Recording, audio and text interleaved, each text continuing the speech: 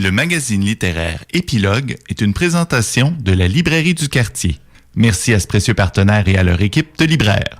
Vos prochaines lectures vous attendent au 1120 Avenue Cartier. Brian, on change tout à fait de sujet. On va avec Nicolas Dawson. Tu nous as présenté en début d'émission. C'est le frère de Caroline Dawson et on le mentionne parce que c'est relié. Oui, Nicolas Dawson, qui est un personnage public, mais lui aussi, comme sa sœur, quand même, là, écrivain, il est chercheur, il a publié plusieurs livres, directeur littéraire aussi chez Triptyque. Donc, lui aussi, c'est quelqu'un qu'on connaît quand même bien dans l'espace médiatique. On l'a vu souvent. Moins que sa sœur, par contre, qui était devenue un peu une espèce de star. Moi, j'avoue que j'ai pas exactement su quand elle est arrivée dans le milieu médiatique. Elle a écrit des livres, elle était professeure également, elle est devenue tout à coup intervenante elle était dans très les proche médias. avec Catherine Perrin, à mon souvenir. Là, Oui. elle relatait comme ça de façon assez constante sa maladie. C'est ça, le gravité. Mais je veux dire, à la base, elle gravitait beaucoup autour de Radio-Canada, justement. C'était beaucoup là où on la voyait. Et tout à coup, on a appris qu'elle avait un cancer avec lequel elle s'est battue quand même pendant plusieurs années. Elle a été en rémission, et puis tout à coup, le cancer est revenu. C'est un peu là que commence ce livre dont je vais vous parler, Vida, Journal de la peur de Nicolas Dawson, qui a commencé à écrire des carnets au moment où sa sœur a recommencé à moins bien aller parce que lui, il avait besoin de ventiler un peu tout ça.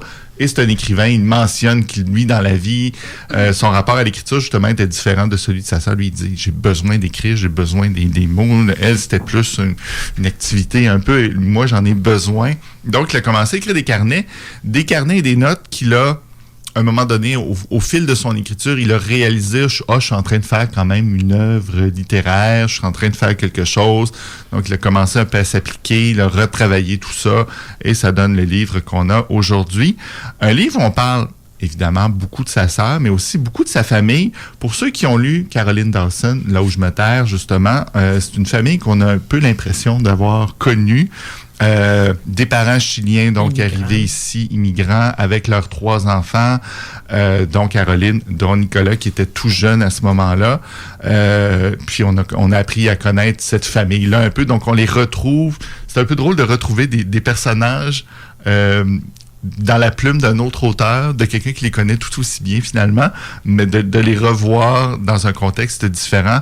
Et là, on va suivre toute cette malheureuse histoire dont on sait comment elle se termine. Donc, Caroline Dawson qui apprend que le cancer revient. Donc, là, c'est la tentative de réessayer des traitements, de se rendre compte que ça va pas bien, de recontinuer, de se rendre jusqu'à la fin où elle sera en soins palliatifs jusqu'à la mort, évidemment.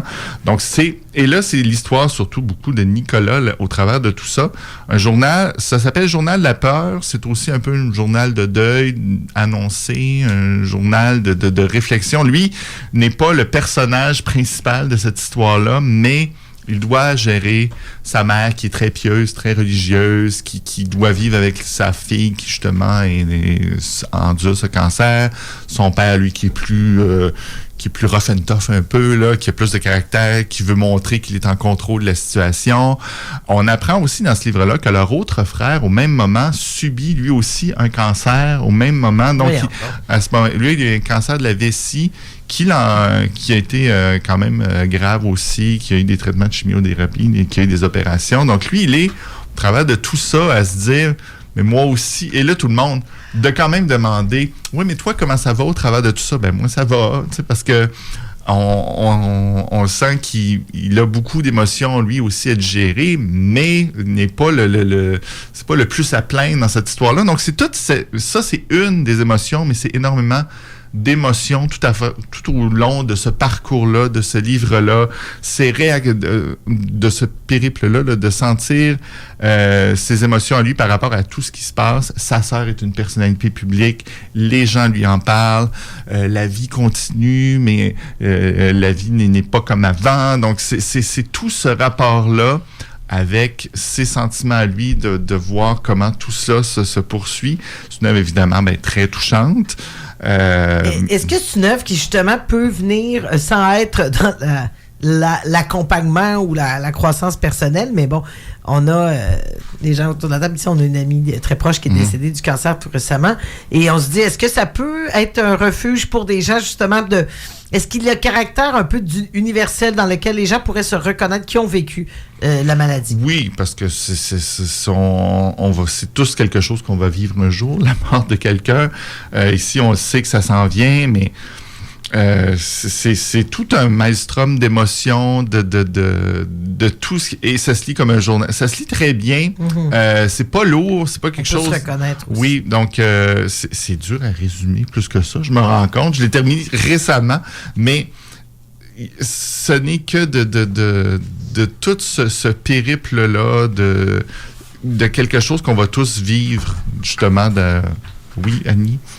Est-ce qu'il n'y a pas aussi un peu l'impression que c'est une quête d'identité pour lui après s'être senti comme, puis là je mets des guillemets que vous ne voyez pas, moins important du fait qu'il était en santé puis qu'il était un peu périphérique au drame dans la famille, de se dire, hey, moi aussi j'existe. Est-ce que, tu sais, ça peut être une des émotions aussi.